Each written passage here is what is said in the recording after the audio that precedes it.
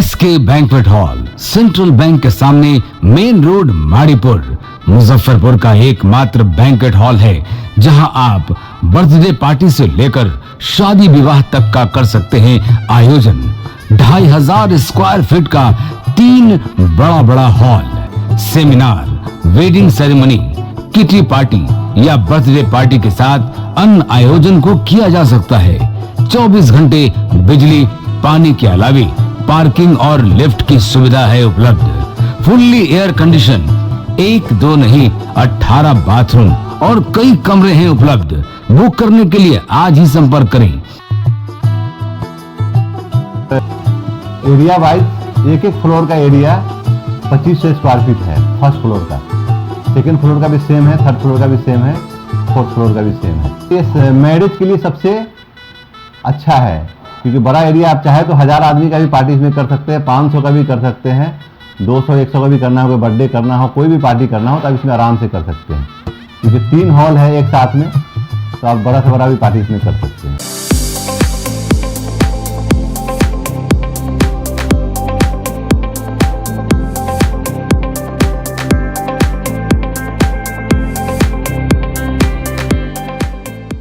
इस शो के प्रायोजक है मां भवानी डेकोर प्राइवेट लिमिटेड, मतलब a complete floor solution, new 0 mile Dadar road, Muzaffarpur.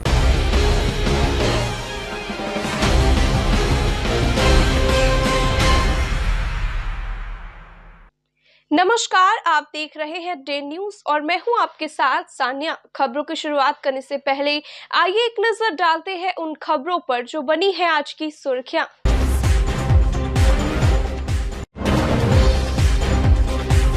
शिक्षा मंत्री की बढ़ती जा रही है मुश्किलें, मुजफ्फरपुर में दायर हुआ 3 मुकदमा, बीजेपी का हमला भी है तेज।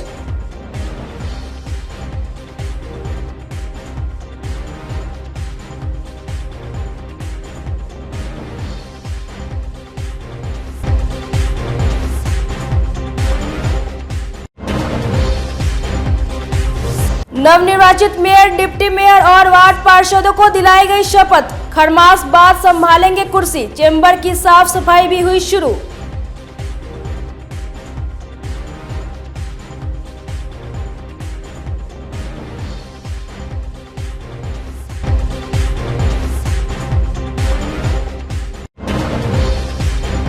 और 15 जनवरी को मनाई जाएगी मकर संक्रांति, ज्योतिषी अनुसंधान केंद्र के पंडित प्रभात मिश्रा ने किया स्पष्ट, कहा 14 जनवरी की मध्य रात्रि के बाद मकर राशि में सूर्य का होगा प्रवेश।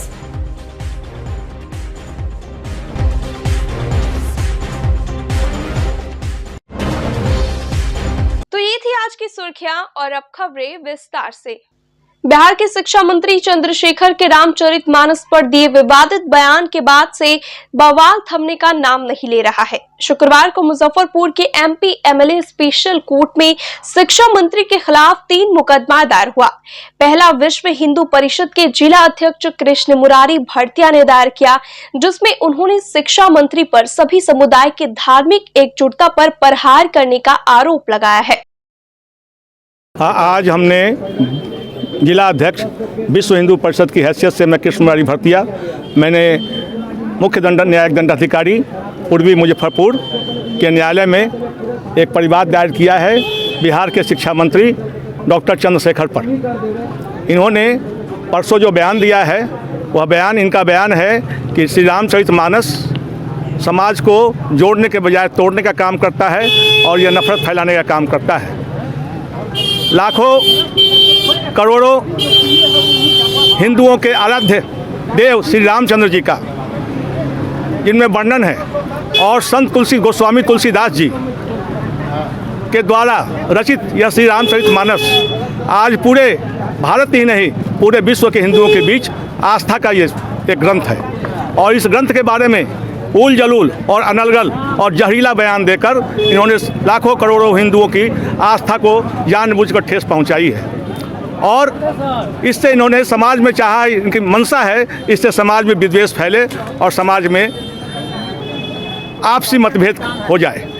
इसके लिए इन्होंने ये बयान दिया है क्योंकि कल दोबारा फिर इन्होंने अपने बयान को रिपीट किया है और कहा है कि मैंने सोच समझकर यह बयान दिया है, इसलिए किसी आवेश में इन्होंने यह बयान न दिया है। यह नासमझी में इनका बयान है। इनका बयान सोची समझी साजिश के अंतर्गत है और यह अपराधिक प्रवृत्ति के व्यक्ति हैं, क्योंकि इन पर पहले भी एक केस हो चुका है दर्ज इन पर पूर्व में, जिसमें यह 10 कारतूस के साथ हवाई अड्डे पर पकड़ाए थे।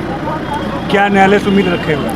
न्यायालय से उम्मीद है और न्यायालय से हमारी मांग है, न्याय मिलेगा हमको और इनको बिहार सरकार को न्यायालय आदेश दे कि इनको शिक्षा मंत्री के पद से बर्खास्त किया जाए और न्यायालय के द्वारा उचित धाराओं में जो धाराएं दी गई उसमें कार्रवाई कर इनको गिरफ्तार कर इनको जेल भेजा जाए।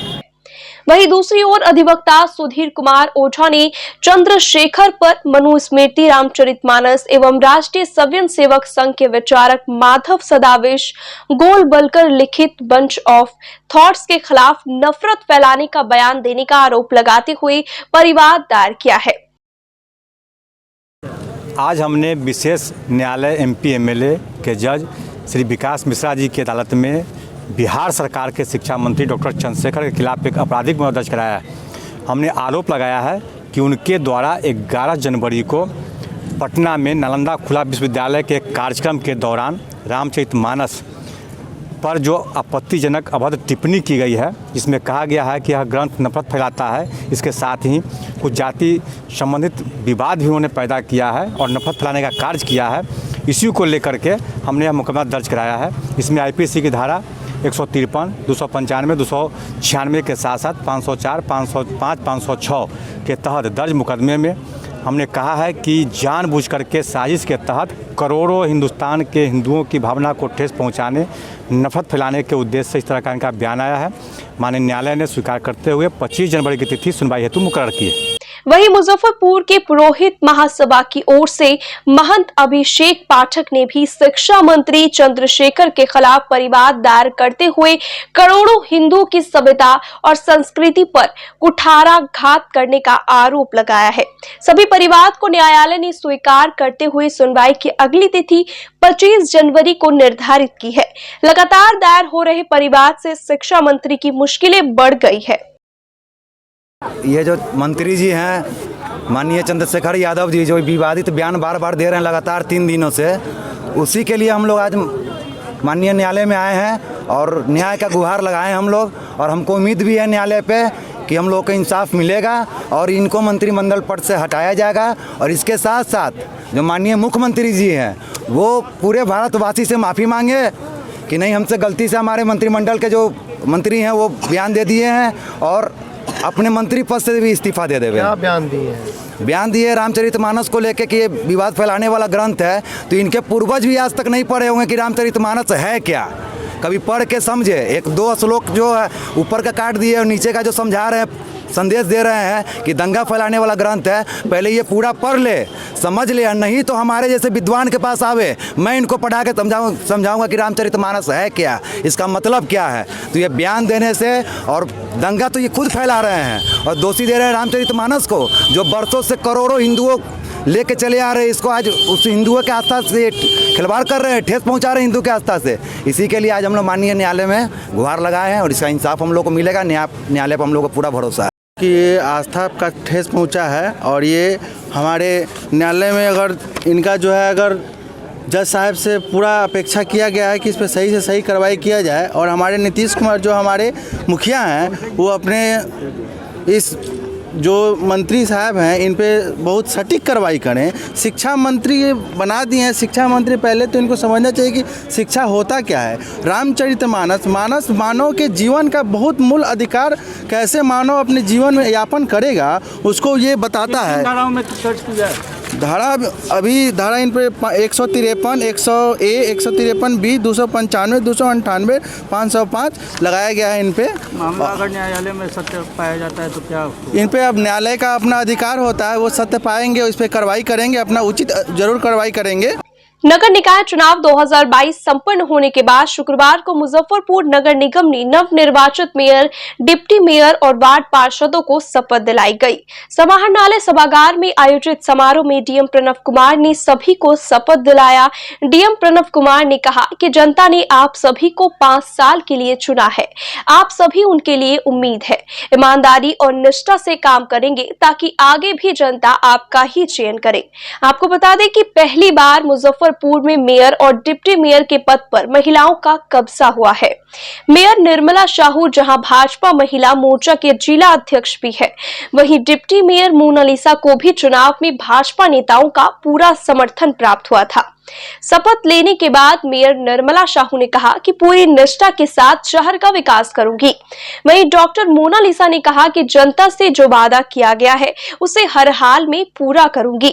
डीएम प्रणव कुमार ने पहले 49 वार्ड पार्षदों को शपथ दिलाया, उसके बाद डिप्टी मेयर और मेयर को शपथ दिलाया गया। सरकार की जो नीतियां हैं उस नीतियों को निर्धारण के साथ साथ धरातल पर उतारने का प्रयास करेंगे। इसी उद्देश्य से ये शपथ ग्रहण समारोह का आयोजन किया गया है।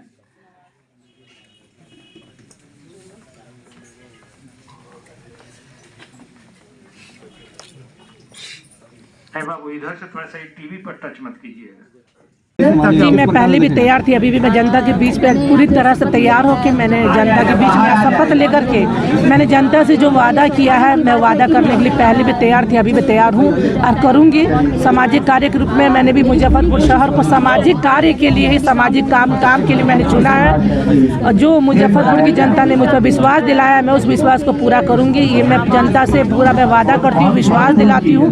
सर्वप्रथम मेरा जो काम होगा, यहाँ की जाम की समस्या, जो नाली की गंदगी है उसकी सफाई, और यहाँ पर हमेशा प्रदूषण की समस्या, जो नाली से पानी निकल के बहता है, सर्वप्रथम मेरी प्राथमिकता रहेगी। महिलाओं के लिए शौचालय की व्यवस्था, इस पर मेरा सर्वप्रथम काम होगा। जो भी पूर्ण से जो काम है, जो नहीं हो पाए उसको सुनियोजित ढंग से हम लोग करवाएंगे। ये मेरे लिए सौभाग्य की बात है कि मुजफ्फरपुर की जनता ने मुझे महापौर के लिए चुना। मेरी पूरी कोशिश होगी, मेरे अधिकार के अधीन जितने भी काम होंगे मैं उसे 100% करने की कोशिश करूँगी। प्राथमिकताएं मेरी पहले गरीब जनता के लिए हैं कि जिनके पास आवास नहीं है तो उनको आवास मुहैया करा सकूँ, उनके लिए पीने का पानी, उनके लिए टॉयलेट नहीं है, टॉयलेट की व्यवस्था करा सकूँ। इसके अलावा महिलाओं के लिए, चूँकि मैं महिला हूँ तो महिलाओं के प्रॉब्लम को मैं अच्छी तरह से समझ सकती हूँ, तो उनके लिए कहीं भी यहाँ टॉयलेट नहीं है तो टॉयलेट बनाने की व्यवस्था होगी।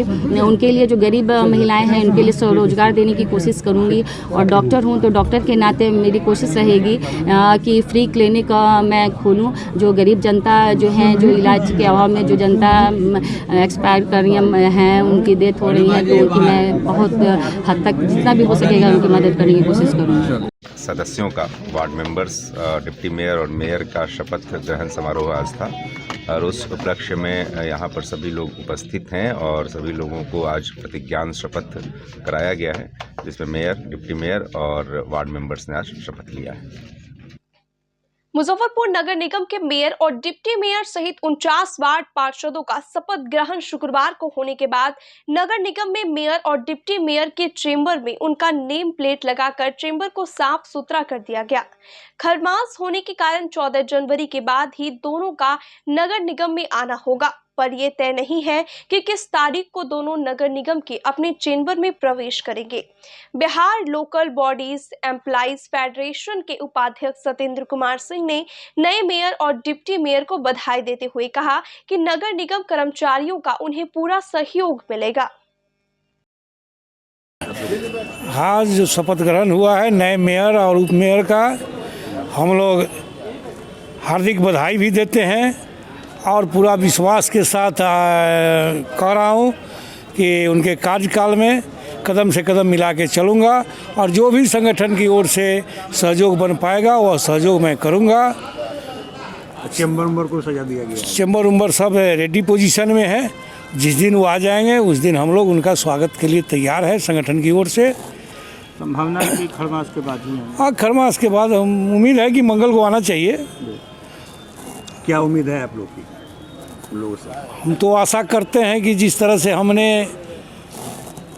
कदम में कदम मिला के चलने का आश्वासन दिया है उस तरह से उनको भी कर्मचारी का जो भी छोटा मोटा समस्या उनके स्तर पर होगा उसका निदान समय समय पर कर देना चाहिए और होगा भी, उम्मीद है। मुजफ्फरपुर के साहिबगंज नगर परिषद के सभागार में शुक्रवार को नगर परिषद क्षेत्र से नव निर्वाचित सभापति कलावती देवी, उप सभापति मोहम्मद अलाउद्दीन समेत नगर परिषद के 26 वार्ड पार्षदों को शपथ दिलाई गई। जिला लोक शिकायत निवारण पदाधिकारी ने सभी को शपथ ग्रहण कराया। मौके पर मौजूद वैशाली सांसद बीना देवी ने सभी प्रतिनिधियों को सम्मानित किया। शपथ ग्रहण के बाद प्रतिनिधियों ने कहा कि पूरी निष्ठा के साथ क्षेत्र के विकास के लिए काम करेंगे। इस मौके पर नगर परिषद के कार्यपालक पदाधिकारी सोनू कुमार, सांसद प्रतिनिधि राम नरेश मालाकार, सामाजिक कार्यकर्ता विपिन कुमार, पूर्व मुखिया कृष्ण कुमार गुप्ता समेत कई अन्य लोग मौजूद रहे। वार्ड नंबर 25 नगर परिषद, क्या आपके क्षेत्र में क्या समस्या है फिलहाल? समस्या तो इंदिरावास का है, वृद्धा पेंशन है, सड़क है, वाला है। जो भी सरकारी योजना है उसको लोगों तक लाभ पहुंचाने के काम करेंगे और भ्रष्टाचार को खत्म करने का प्रयास करेंगे। काम करना है, काम करने के लिए आए हैं। 26 वार्ड में काम करना है। काम में सबसे पहले क्या करना है? सबसे पहले रोड, नाला, बिजली, बत्ती ये सब का सुधार होगा। उसके विशेष जो फोकस है वो काम करना है। उसके बाद धर्मशाला रोड है और ये केशव चौक, ये मदरसा रोड है। तो पहला प्राथमिकता में हम लोग का यही है। फर्स्ट कैबिनेट का जो हम लोग का मीटिंग होगा उसमें सबसे पहले वही लाया जाएगा। नगर परिषद क्षेत्र में काफ़ी भ्रष्टाचार है, इसको आप कैसे? भ्रष्टाचार भी मिटेगा, थोड़ा सा टाइम दीजिए हमको, एकदम उस पर काम करेंगे हम लोग।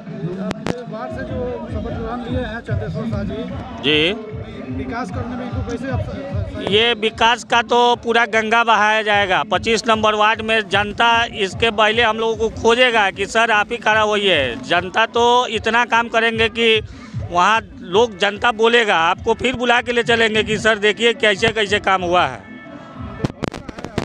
एकदम फुल भरोसा है, फुल भरोसा नहीं, एकदम फुल, माने हम लोग सब समर्थक मिल के फुल बहुमत से जीता और उतना आशा है कि फुल बहुमत से फिर अगला बार जीतेंगे। जो पूरा 5 साल जो कार्यकलाप जो रहेगा वो देखने के बाद पता लगेगा ना। जाति गणना में मास्टर ट्रेनर और सुपरवाइजर को आ रही दिक्कतों को लेकर शुक्रवार को उपनगर आयुक्त मोहम्मद ओसामा इब्न मंसूर नगर निगम सभागार में वार्ड 1 से 49 तक के मास्टर ट्रेनर और सुपरवाइजर के साथ बैठक की। बैठक में मास्टर ट्रेनर और सुपरवाइजरों ने अपनी समस्याओं को उनके समक्ष रखा, जिसे जल्द ही दूर कर लेने का आश्वासन उपनगर आयुक्त ने दिया। उपनगर आयुक्त ने बताया कि लोगों के द्वारा सही जानकारी नहीं दिए जाने से जाति गणना में दिक्कतें आ रही है। उन्होंने लोगों से अपील की है कि जब सुपरवाइजर या मास्टर ट्रेनर उनके घर पर जाएं, वैसे तो आप उन्हें सारी जानकारी सही दें, जिससे जाति गणना सफलतापूर्वक पूरा हो सके। आज समीक्षा बैठक हुई और उसमें जो भी हमारे सुपरवाइज़र हैं तो और फील्ड ट्रेनर है, हमारे मास्टर ट्रेनर, तो उन सबसे परेशानी पूछी जा रही थी, उन्हें फील्ड में क्या दिक्कत आ रहा है, नहीं आ रहा है। और चूँकि 21 तक हम लोगों को टाइम लिमिट दिया गया, 21 तक हाउस लिस्टिंग वाला काम कर लेना है, जो प्रथम चरण का काम है, तो वही देख रहे हैं कि उस काम में और तेज़ी लाई जाए ताकि वक्त रहते सारा काम हो जाए 21 से पहले तक।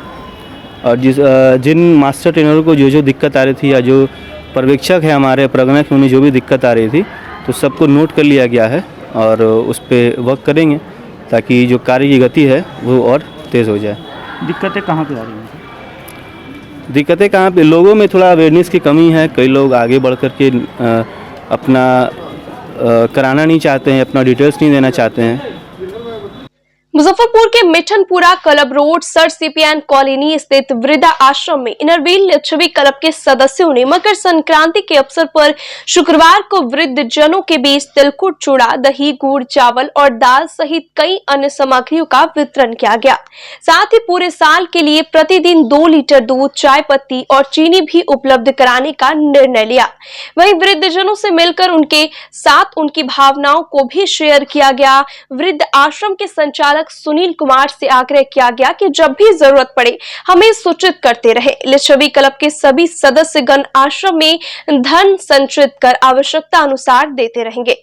मौके पर क्लब के प्रेसिडेंट प्रेरणानाथ, डॉक्टर वंदना, विजय लक्ष्मी, रीता परासर, पिंकी कुमारी, मीरा श्रीवास्तव, मृदुला रानी, डॉक्टर मीरा चौधरी, अमरीश कुमारी, सोनी सहित क्लब से जुड़ी कई अन्य सदस्य मौजूद रही। वृद्धाश्रम में आए हुए हैं आज हम लोग संक्रांति के पूर्व संध्या पर, इसलिए कि कल संक्रांति और परसों संक्रांति मनाई जा रही है। वृद्धाश्रम में अक्सर हम लोग आते रहे हैं काफ़ी पहले से भी, और यह वृद्धाश्रम जब से खुला है उसमें हम लोगों का सक्रिय योगदान रहा है। और हम लोग वर्ष भर के लिए हम लोगों ने यह भी तय किया है कि 2 लीटर पर डे दूध हम लोग यहाँ दिया करेंगे, चीनी चायपत्ती भी दिया करेंगे। उसके अतिरिक्त संक्रांति के अवसर पर आज सभी लोग संक्रांति के लिए खिचड़ी जो होता है, चावल है, दाल है, चूड़ा है, दही है, तिलकुट है, गुड़ है इत्यादि लेकर के सभी बहनें आई हैं। और हम लोग यहाँ बैठ कर के हम लोगों ने इन लोगों के साथ अपनी भावनाओं को भी शेयर किया। बहुत लोग ऐसे हैं जो अपने घर से बहुत दूर हैं, जो निराश्रित हैं, इनको कोई देखने वाले नहीं हैं। जिन लोगों के साथ इनकी भावनाओं को शेयर करके हम लोगों को बहुत अच्छा लगा। अपने हाथों से हम लोगों ने इनको तिलकुट खिलाया और इनकी भावनाओं को बांटा। और पर्व त्यौहार पर हम लोगों ने ये तय भी किया है कि करीब करीब हर त्यौहार पर हम लोग इनके साथ आकर के अपनी भावनाओं को शेयर करेंगे, उनकी भावनाओं को जानेंगे। इससे उनको भी अच्छा लगेगा और एक पारिवारिकता का एहसास होगा। मुजफ्फरपुर के कपड़ा व्यवसायी अनिल बंका के पुत्र आकाश बंका ने चार्टर्ड अकाउंट की परीक्षा में सफलता का परचम लहराया है। अपनी सफलता का भाव विह्वल आकाश ने बताया कि मेहनत के बलबूते उसने अपने लक्ष्य को हासिल किया है। उसका कहना है कि ऑनलाइन क्लास के माध्यम से अपने शिक्षक से मिले गाइडलाइन और नोट्स के आधार पर तैयारी की थी। आकाश ने 10वीं के पढ़ाई प्रभात तारा स्कूल से की है। वहीं नेतरहाट से +2 करने के बाद मुजफ्फरपुर में ही पिता के साथ रहकर व्यवसाय में उनका हाथ बटाने लगे। आकाश के पिता अनिल बंका कपड़े की दुकान चलाते हैं। आपको बता दें कि ICAI ने 2022 CA का फाइनल रिजल्ट जारी किया है, जिसमें आकाश बंका क्वालिफाई हुए हैं। उनकी सफलता से घर के सभी लोग काफी खुश हैं। परिवार के लोगों ने एक दूसरे को मिठाई खिलाकर खुशियों का इजहार किया है। खुशी है, बहुत खुशी है, किस चीज बयान में, नहीं कर सकते। किस चीज में रिजल्ट आया है? CA में, CA में, CA फाइनल का काफी खुशी है। हाँ, अब CA लगा सकता हूँ आप फाइनली अपने नाम के आगे। फाइनल रिजल्ट आया आज? हाँ, फाइनल आया, फाइनल इंटरमीडिएट दोनों आया, पर मेरा फाइनल का था। फाइनल का था। कैसे तैयारी की थी, कितना मेहनत लगा? तो मैंने टीचर से ऑनलाइन क्लास परचेज किया था, फिर उनके नोट्स को रेगुलरली फॉलो करते हुए मैंने अपना प्रैक्टिस किया, तो अल्टीमेटली रिजल्ट आया। मुजफ्फरपुर जिले से एक वीडियो सोशल मीडिया पर काफी तेजी से वायरल हो रहा है। वायरल वीडियो में देखा जा रहा है कि एक युवक नदी में बाइक को धक्का दे रहा है। गाड़ी पूरी तरह पानी के अंदर है। लोग तमाशबीन बने हुए हैं। बाइक सवार को निकालने की बजाय वीडियो बनाने में व्यस्त है। वीडियो के बारे में बताया जा रहा है कि यह औराई के सुंदरखौली गांव के लोगों का है। इस गांव में आने जाने का रास्ता चचरी पुल है। यह चचरी पुल प्रखंड मुख्यालय से लेकर जिला मुख्यालय तक को जोड़ती है। इस चचरी पुल के सहारे लोग आवागमन करते हैं। चचरी पुल को पार करने के दौरान यह हादसा हुआ है। गनीमत रही कि लखनदेई नदी में अधिक पानी नहीं था, नहीं तो उसकी जान भी जा सकती थी। स्थानीय अजय मंडल का कहना है कि आए दिन चचरी पुल से गिरकर कोई न कोई घायल होते रहते हैं। कई लोगों की जान भी जा चुकी है। सरकार का इस तरफ कोई ध्यान नहीं है। लोगों ने खुद से चंदा जमा कर पुल का निर्माण किया है, लेकिन यह खतरे से भरा हुआ है। क्या है मेरे ग्रामीण लोग हैं, नवेंदु ठाकुर है, वो आ रहे थे इधर से, एक बाइक जा रहे थे दोनों, इनको बैलेंस गड़बड़ा गया। इनकी वजह से एक बाइक सवार था जो वो भी गिर गए हैं। वो थोड़ा उसको कम नुकसान हुआ, लेकिन इनको थोड़ा ज़्यादा, मतलब बीच धारे में ही गिर गए। और उनको आने में बहुत ज़्यादा, फिर यहाँ से हम लोगों को सूचना मिला तो हम लोग यहाँ से गए, उनको रिसीव किए, फिर यहाँ गाड़ी लगा करके फिर मिस्त्री बनवा करके उसको काम ठीक है, लेकिन अभी उतना बढ़िया नहीं है, पर ठीक है। तो कैसे आवागमन करते हैं? आवागमन करते हैं चचरी पुल चंदा इकट्ठा करके फिर बना है, हम लोग के सबको पूरा समाज मिल करके बनाए हैं। पहले भी ये घटना घटित हुई है क्या? बराबर होता ही रहता है, लेकिन इधर का हाल फिलहाल में नया बना है। उसे एक दिन पहले, एक दिन बाद ऐसे फिर हो गया दोबारा। वो तो जान बहुत कठिनाई से बचने वाला भी नहीं था।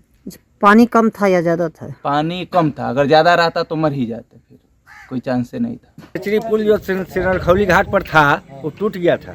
लेकिन लोग चंदा चुटकी करके अब वो पुल को अपना बनाया है लचका को। लेकिन उसी भी दौरान में जो एक बाइक सवारी वाला इधर से जा रहा था उधर से आ रहा था, उसी दरमियान में धार में गिर गया कटाने के दौरान में। हम लोग उसी जगह थे, हल्ला उल्ला हुआ, फिर उस बेचारे को निकाला गया, गाड़ी निकाला गया है सिमरखौली घाट चचरी पुल पर। अच्छा, आए दिन घटना घटती है? आए दिन घटना घटती है, हमेशा कुछ न कुछ होता रहता है, क्योंकि लचका है, पुल है, चचरी है, हाँ, बांस का फट्टा दिया हुआ है, इसलिए आए दिन घटना घटता है। अच्छा, कैसे गिरा बाइक सवार?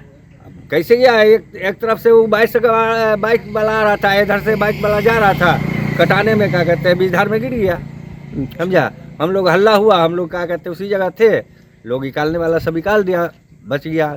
इस वर्ष मकर संक्रांति को लेकर फैली अफवाहों पर विराम लगाते हुए मुजफ्फरपुर के ज्योतिषी अनुसंधान केंद्र के पंडित प्रभात मिश्रा ने स्पष्ट कर दिया है कि किस दिन और किस तारीख को मकर संक्रांति का पर्व मनाया जाएगा।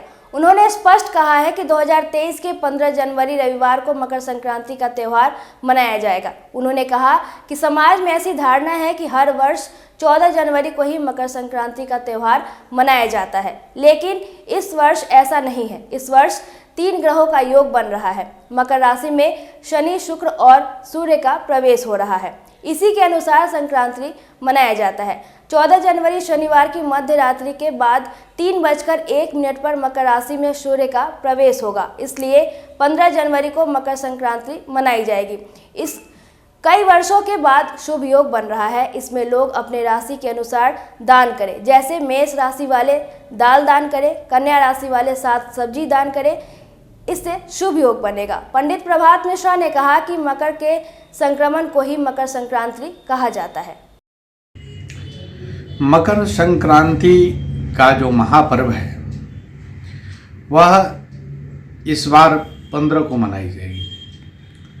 15 रविवार को मनाई जाएगी मकर संक्रांति का महापर्व। इसके पीछे जिन लोगों का कन्फ्यूजन है कि 14 तारीख को क्यों नहीं, हर वर्ष जो है 14 तारीख को, बहुत सारे लोग ऐसे मानते हैं कि 14 को ही संक्रांति, चाहे वह कोई कुछ कह ले, लेकिन 14 तारीख को ही मकर संक्रांति मनाने की परंपरा बहुत जगह अभी भी है।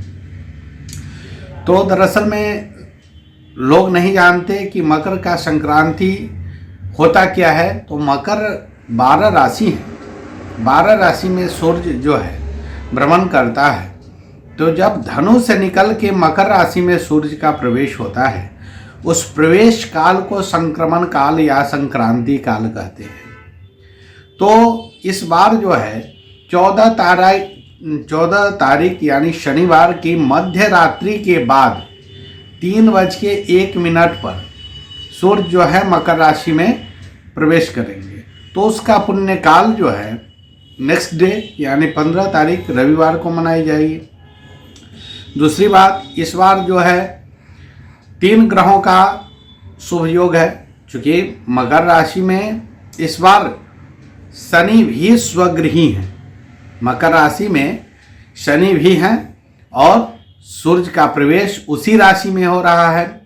उसके साथ शुक्र भी जो है मकर राशि में ही है। तो यह 3 ग्रहों की युति है और 3 ग्रहों का बेहद शुभ योग है, जिसके कारण बहुत से राशि वालों को जो है इसका फल जो है बहुत अच्छा मिलने वाला है। जैसे मकर राशि वाले का जो है वह मकर और कुंभ और वृश्चिक का शनि की साढ़े भी रहेगी, लेकिन शनि स्वगृही होने से जो है इसके कुछ अच्छे परिणाम आते हैं। और ऐसे भी जब धनु राशि में सूर्य प्रवेश करते हैं तो उस काल के जो संक्रमण काल है उसके कलो करके जब संक्रांति का महापर्व मनाते हैं तो उस समय से सूर्य जो है वह उत्तरायण होने लगते हैं। और इसीलिए सूर्य के उत्तरायण होने पर भीष्म ने अपने शरीर का त्याग किया था, भीष्म पितामह ने। तो इसके लिए जो है यह पुण्य काल है, पुण्य आत्माओं का जो है वह पुण्य काल है। तो इस दिन पितृ तर्पण करना चाहिए, दान करना चाहिए, और अपने राशि के अनुसार यदि आप दान करते हैं तो उसका बहुत बड़ा महत्व है। जैसे कोई चंद्रमा कर्क राशि का है, कोई वृष राशि का है, तो जो मेष राशि के हैं वह दाल दान करें, जो वृष राशि के हैं वे चावल दान करें। मेष और वृश्चिक वाले गुड़ दान कर सकते हैं। तुला वाले जो है और वृष वाले वह चावल का दान करें। और कन्या राशि वाले और मिथुन राशि वाले वह हरे साग सब्जी दान करें। तो अनेक प्रकार का फल है और इसीलिए इस बार का जो मकर संक्रांति है इसमें कोई दुविधा नहीं है और किसी पंचांग से इसकी दुविधा इस बार नहीं है कि 14 को मनाई जाए। इस बार क्लियर कट है, 15 को ही मनाई जाएगी मकर संक्रांति का महापर्व। भाजपा नेता भूपाल भारती और पूर्व डिप्टी मेयर विवेक कुमार की ओर से शुक्रवार को मुजफ्फरपुर के छोटी सरैयागंज स्थित नवयुवक समिति ट्रस्ट के सभागार में आयोजित सर्वदलीय श्रद्धांजलि सभा में समाजवादी नेता शरद यादव और सामाजिक कार्यकर्ता नंदू बाबू के निधन पर श्रद्धा सुमन अर्पित की गई। मौके पर उपस्थित शिवहर सांसद रमा देवी, औराई विधायक रामसूरत राय, कुढ़नी विधायक केदार प्रसाद गुप्ता, पूर्व विधायक महेश्वर यादव, सुरेंद्र यादव, भाजपा प्रदेश उपाध्यक्ष राजेश वर्मा एवं उपस्थित विभिन्न पार्टी के नेता एवं सामाजिक कार्यकर्ताओं ने नंदू बाबू एवं शरद यादव के तस्वीर पर पुष्प अर्पित कर श्रद्धांजलि दी। साथ ही दोनों महान आत्माओं के व्यक्तित्व पर प्रकाश डाला। पूर्व डिप्टी मेयर विवेक कुमार ने कहा कि नंदू बाबू शहरवासियों के दिल में बसते थे। उन्होंने कभी किसी के साथ भेदभाव नहीं किया। उनके जैसा महान व्यक्तित्व कभी कभार ही धरती पर जन्म लेता है। शरद यादव भी अपने कार्यकलापों से देशवासियों के दिल में बसते थे। उन्होंने अपने राजनीतिक कैरियर में सभी लोगों के साथ मिलकर रहे और सबका ख्याल रखा। आज नंद कुमार शाह उर्फ नंदू बाबू जो राय बहादुर टुनकी शाह के दानवीर राय बहादुर टुनकी शाह के परपोता थे।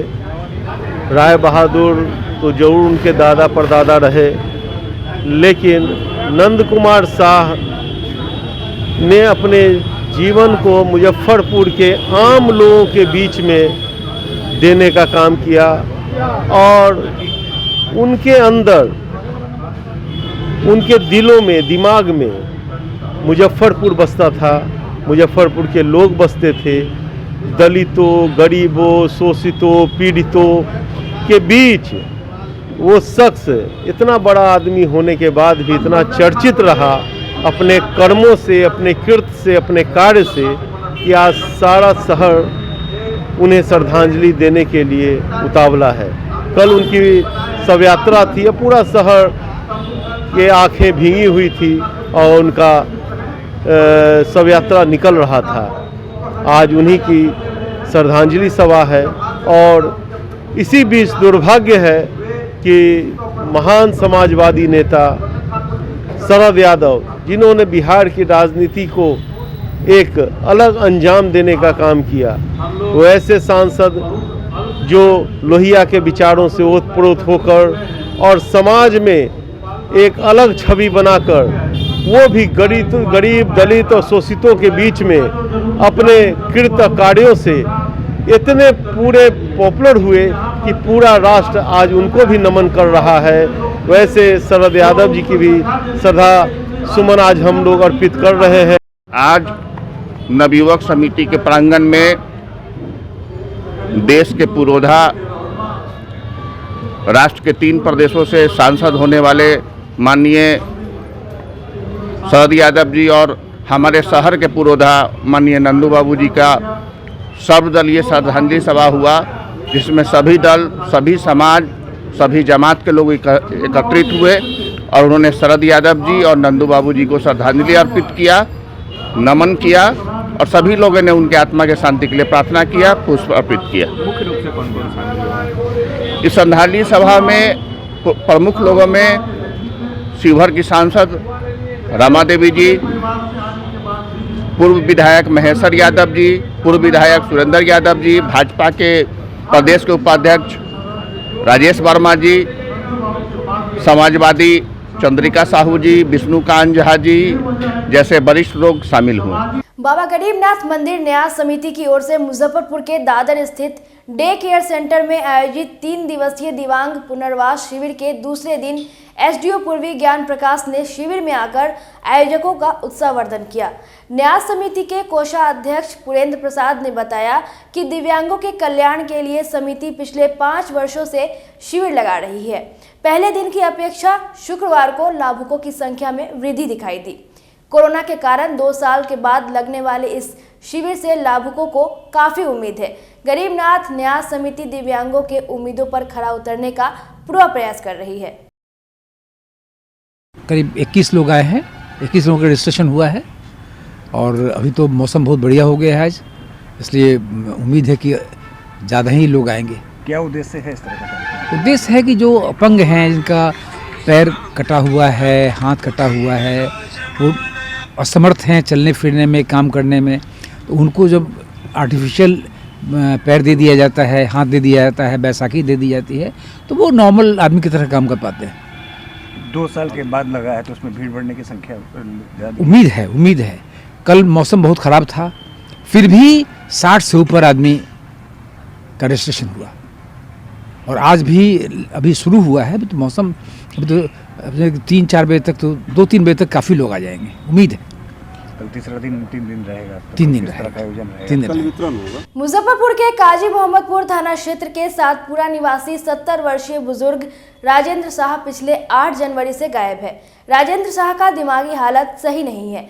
उनके पुत्र विजय कुमार ने थाने में गुमशुदगी का मामला दर्ज कराया है। छोटे पुत्र मंजय कुमार ने बताया कि रविवार 8 जनवरी की दोपहर वह ब्लू लुंगी और व्हाइट कलर का हाफ स्वेटर पहनकर घूमने के लिए निकले थे, लेकिन अब तक घर नहीं लौटे।